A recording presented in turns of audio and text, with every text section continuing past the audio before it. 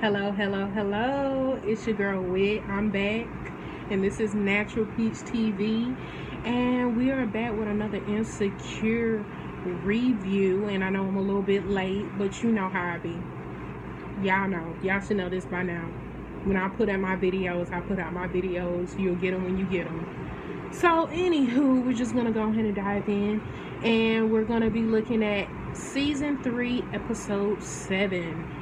And I just want to say one thing. I don't care if the Lawrence high come for me. I wasn't really looking to see Lawrence again. I didn't really want to see him again. So, anybody that want to drop those little comments, my comments, you can, because at the end of the day, I was never a Lawrence fan in the first place. I wasn't. And I was all for her when she was like, in reality, you'll never really see your ex, and that's true. So I just felt like, she made a good move. I mean, it's starting to pop off now because the season has been hella chill and we only got 2 more episodes left before, basically the season is over. And let me just say, I don't know why I just said that, but it was season 3, episode 6 is what we're looking at right now. So we're just gonna go ahead and jump in. So we start off with your girl. We jump back into the fact that Issa and Lawrence standing in the store, basically haven't seen each other in months. And just, it's like, hey, like the last person I ever expected to see was you. And that was the look that they was giving each other. And she was like, ask Lawrence, so what he been up to? And then you get to see what all Lawrence been up to for the past few months. And he just a dirty dick ass nigga. He just dipping his dick in anything. He been working and fucking, working and fucking, working, fucking. Like, just basically just anything he see that's got a hole, he just been dipping his dick into it. So, I'm just like, really, Lawrence, that's what we doing? And with all this dirty dick thing he doing, he ends up getting chlamydia. See, this is the thing. I mean, I feel like you too damn grown to be getting chlamydia. That's like, leave that for the teenagers and the 20-year-olds. I ain't gonna say 20-year-olds because I am 22. So it's like, well, basically where all the fuckery goes on when nobody really gives a shit about wearing a condom.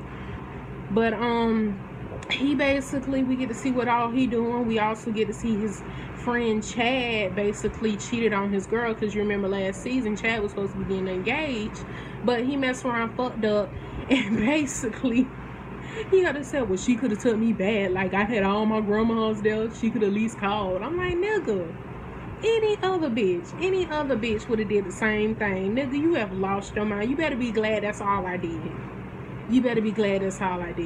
So, basically, he up here around him and Chad, just basically, hoeing around together.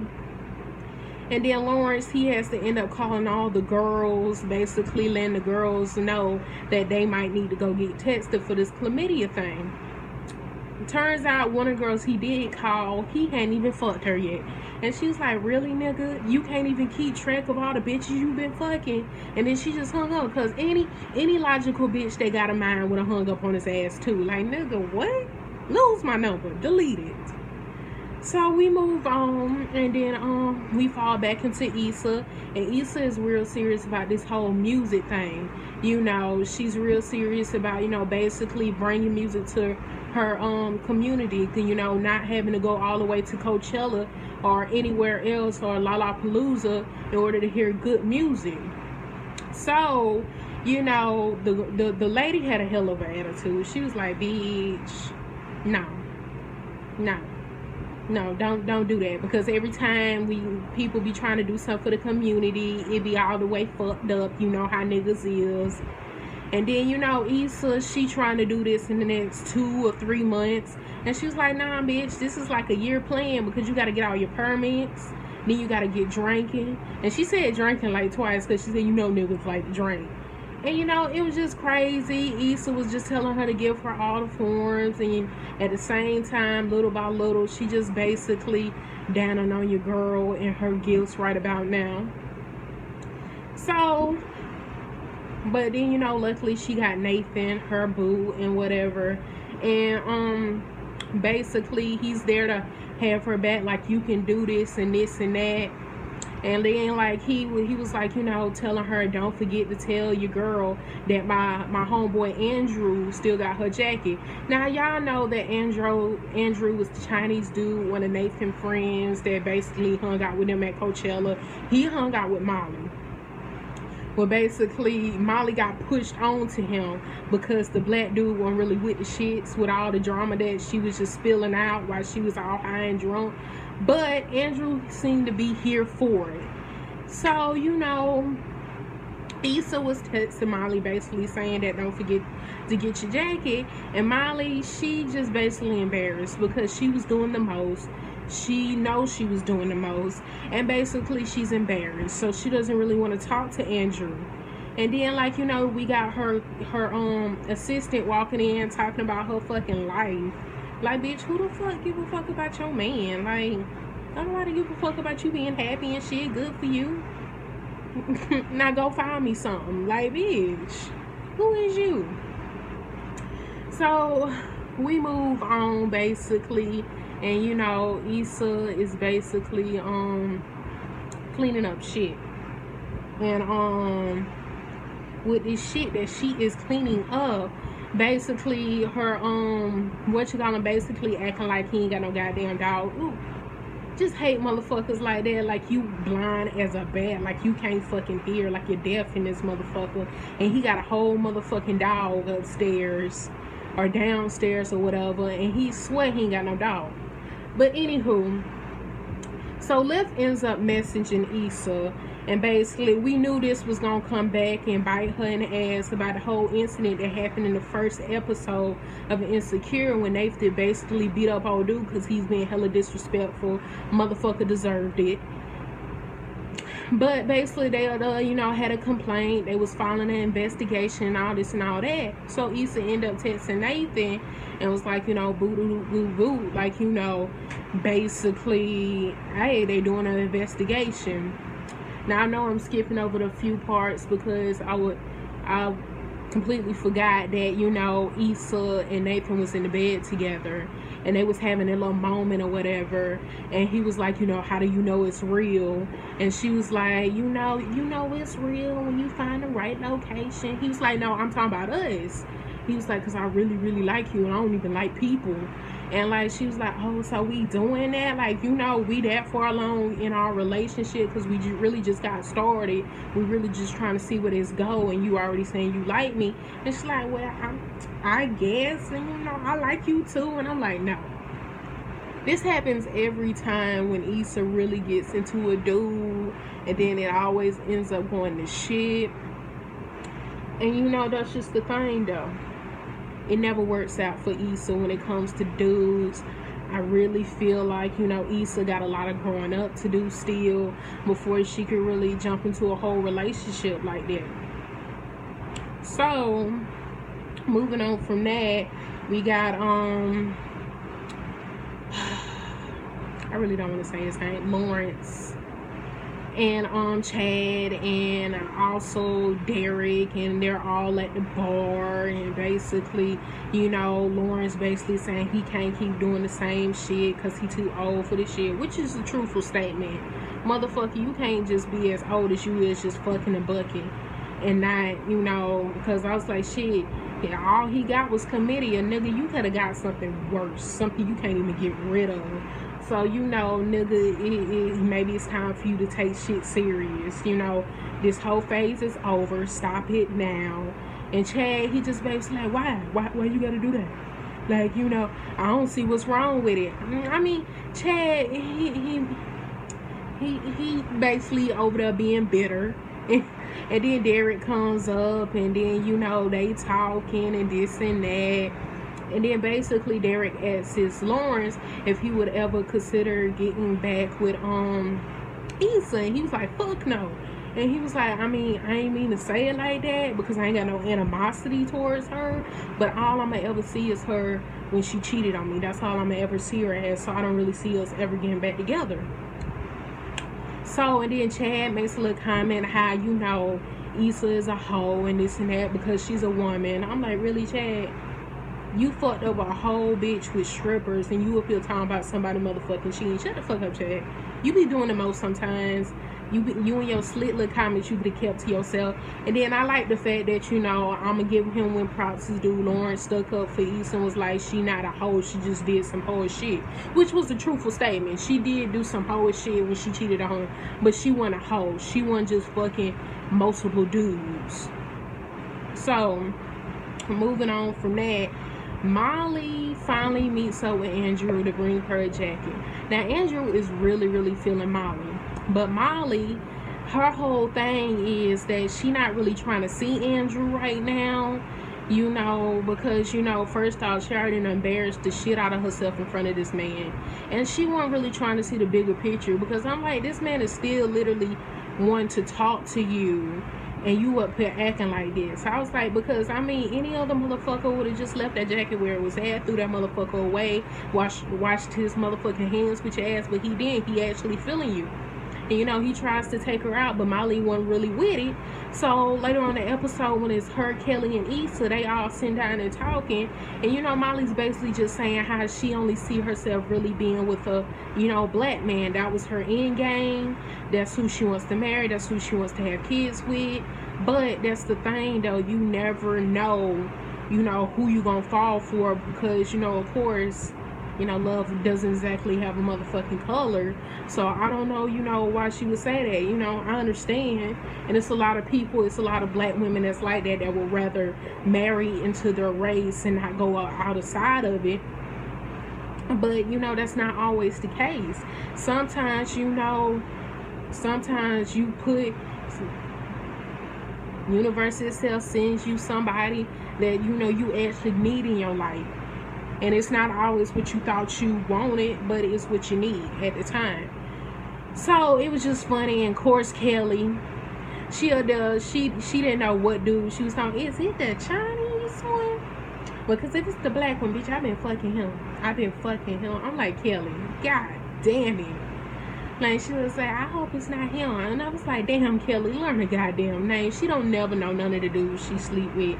And it's just a crazy thing. And then the whole little thing when she was talking about the Gladys Knight cupcakes and how she said that, you know, it's light skin, like, welcome your light skin baby, but at the same time it's chocolate on it, let you know you still a nigga. I'm like, Kelly, oh my god, you gotta love your girl Kelly. So we move on for that. And Issa, basically, she tells them about her little project. And, you know, they laugh their ass off, of course, because that was a horrible name. God damn it. Bitch, really? I was like, what happened to Coachella? I'd rather that than whatever you decided. Like, I hope that's not your end name. And then she up here messages Nathan, and you see on her phone he still hasn't messaged back. So we move on to that, and we move to the baby shower. Now, of course, because y'all know how your girl is, y'all know that her motherfucking baby shower was gonna be over the motherfucking top, and it was.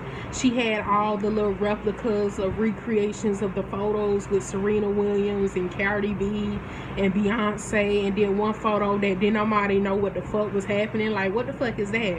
I don't even, like, where was she going with this one?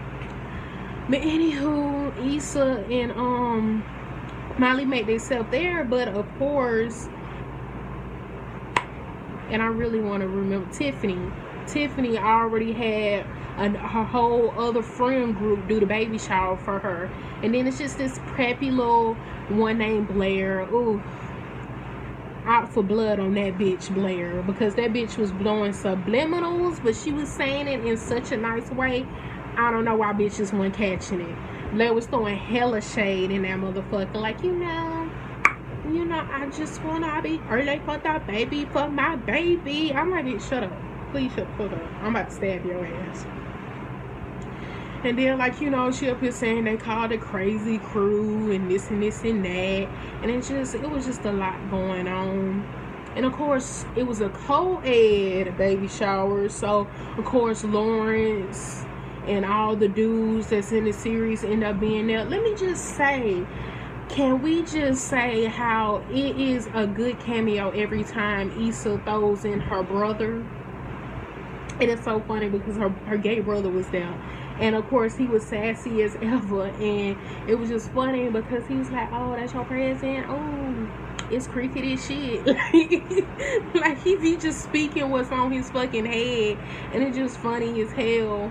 And I mean, even everybody knew it was a shitty ass gift because even your girl Blair that was saying everything basically was like, oh, we're going to sit it over there. You know, but way in the back. Way in the back.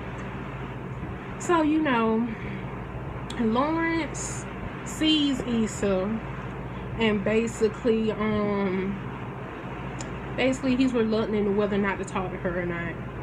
And Dro, he bring his big goofy ass over here. Oh, I thought I was done seeing Dro, but I keep forgetting they all got the same friends, which is horrible. Because when you really want to get rid of somebody, you never date somebody that's that close to your friend group, because you gonna still see this motherfucker on the daily. Like, you know, if y'all all cool with the same friends, can't no friends take no fucking sides. So basically, Lawrence and Issa end up talking to each other at the same time. You know, Issa basically still freaking out the fact that Nathan still ain't called. He ain't called in about almost 2.5 days. He ain't answering his phone. He ain't got no motherfucking voicemail. Molly tries to call him off of her phone. He still don't fucking answer. She like, really, bitch? Like, what the fuck is going on? So then, you know, like I said, Lawrence and Issa ended up having a grown-up conversation, and he talking about how he saw Frida and he would have said hi, but he wanted to be weird. And she was like, well, it would have been weird anyway because I quit my job. He was like, what? And she was like, what? And, you know, they basically just, you know, seeing how, you know, this is how a relationship, a breakup should be for some people, but generally nobody is that mature most of the time when it comes to breakups. But it's glad to see that they were real mature, and Molly was looking at them and was like, you know, smiling. And Derek, he caught him looking and he was smiling. And, you know, it was just all, you know, all great, all goody, and everything was happy-go-lucky and this and that. I don't know what fit Molly to walk her ass over there to talk to Dro, because first of all, y'all ain't got the same type of friendship that Issa and Lawrence have. But she fits her way to walk over there and talk to him. He had to say, oh, so we cordial now because you know how you feel about boundaries. I'm like, I would slap the shit out of that nigga because he got way too motherfucking much mouth. And where the fuck is his wife? Why the fuck is she never there? Candace is never there. I never see that bitch. She come always in at the last motherfucking minute. I'm like, bitch, where the fuck do you be at? So, you know, motherfucking Molly was over it. She was like, thank you for basically making me see the reason why, you know, I left your ass alone the first motherfucking time. And I was like, bitch, if he would have said hi to you, you probably would have put that shit right back on, Molly. Please stop. But anywho, the only good thing she did out of this whole motherfucking episode is she went ahead and texted Andrew and took him up on his offer on a date. And that's the only smart thing that Molly did in this episode. So, motherfucking Kelly gets there. And Kelly basically, this is the first time, like, really this season, you're really starting to see the dynamic changing. You're really starting to see their friendship dynamic changing. And you're really starting to see real emotions from Kelly and, you know,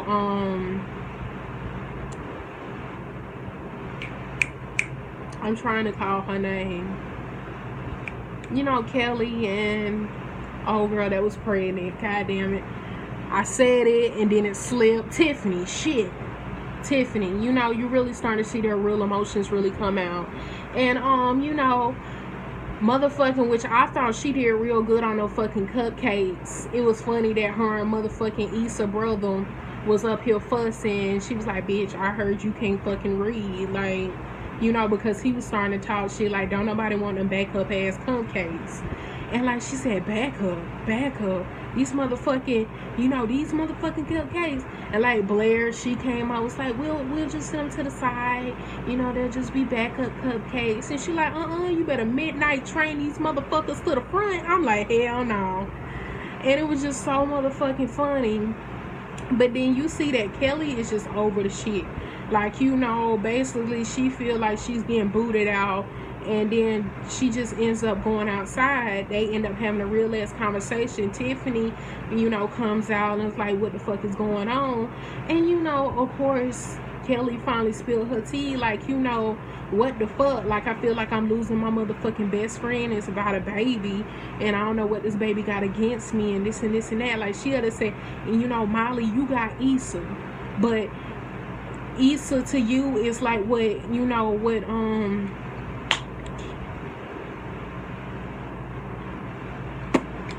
God damn, what Tiffany is to me. I don't know why her name keeps slipping my mind. And then,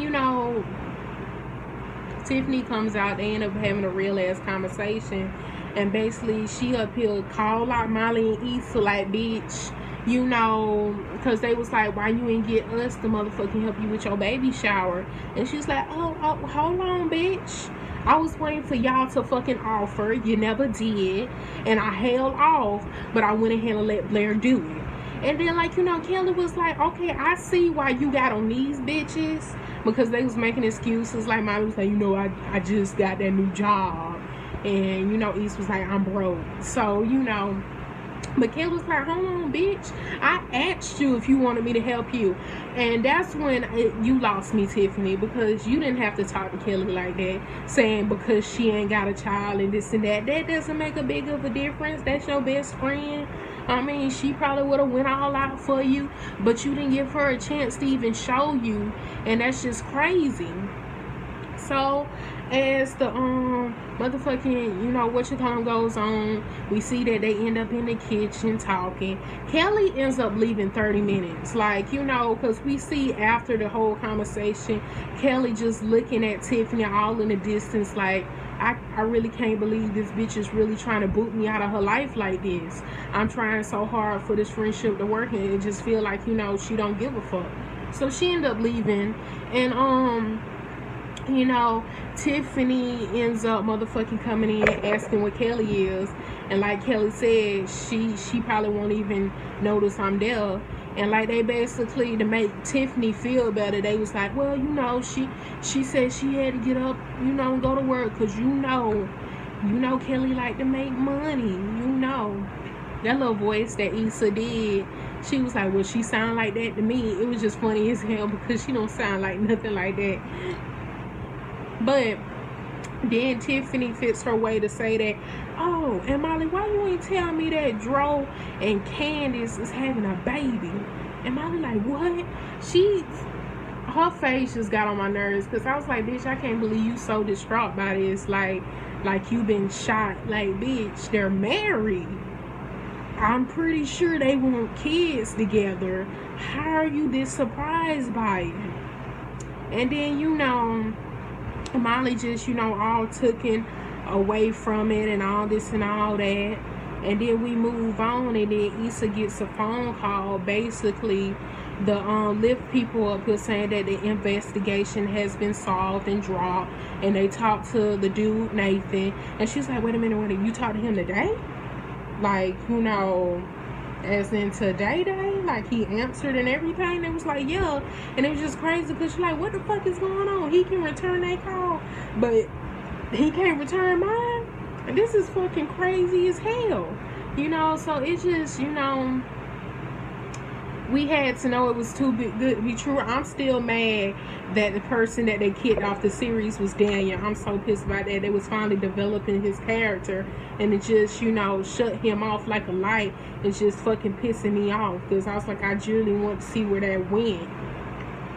Because I really don't feel like she had everybody else in her ear, and I don't really, feel like she gave it a chance to really see what could actually happen with them, even though they had that little fight and he said that fuck shit that he said. But still though, It's just like you try, you know, you try to help people and then they just boot you out of their life. And I guess that's kind of what Daniel felt, because, you know, I don't generally feel like him and Issa could ever really be friends like they were. And that's the crazy dynamic with that. But anywho, that was Insecure. And, you know, I just like to say one extra thing before I, you know, turn this off. But, y'all know how Issa did not use a condom last episode when she was, like, in the Ferris wheel and whatnot? I genuinely feel like, and that's just me, I genuinely feel like, you know, because she gets crazy. In next week episode, we seen in the preview that she's going crazy trying to figure out where the fuck Nathan is. And I'm basically just saying that, has anybody thought that maybe, just maybe, Issa might be pregnant? I mean, to throw that in the midst, to throw that in the series with everything that's going on in her life, I wouldn't really put it past Issa to write in there that, you know, basically she gets pregnant or something like that. Because I'm telling you right now, it's going to have to be something she puts in here for more people to come back and watch her. Because this season was very chill and laid back, and it's just really starting to kick off. And, you know, it's almost over. So, you know, it's just a crazy thing that I was thinking there. But, you know, y'all tell me down in the comments what y'all think, and I will see y'all later and next with another review or reaction video. I swear I'm gonna start reaction videos. I just don't know what videos to watch. But anywho, I'm gonna be out of here. Bye, you guys.